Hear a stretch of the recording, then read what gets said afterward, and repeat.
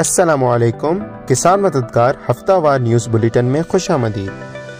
पेशावर से हमारे नुमाइंदे के मुताबिक रवां हफ्ते दर्जा हरारत 31 से 34 डिग्री रहने का इम्कान है। चूँकि गंदम में दाना बनने का अमल जारी है, लिहाजा काश्तकार भाई फसल में किसी भी किस्म की पानी की कमी ना होने दें। झंग में रवां हफ्ते दर्जा हरारत 36 से 40 डिग्री रहेगा।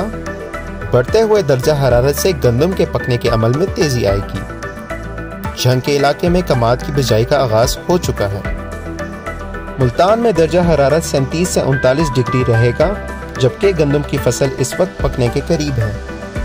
टीआई खान में इस हफ्ते दर्जा हरारत 34 से 37 डिग्री रहेगा।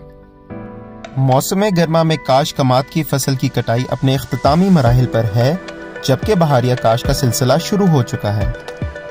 गंदम की कटाई जल्द मुतवक्का है। मियांवाली में इस हफ्ते दर्जा हरारत 33 से 36 डिग्री रहने का इम्कान है। मियांवाली में भी बढ़ते हुए दर्जा हरारत के साथ गंदम की कटाई जल्द मुतवक्का की जा सकती है।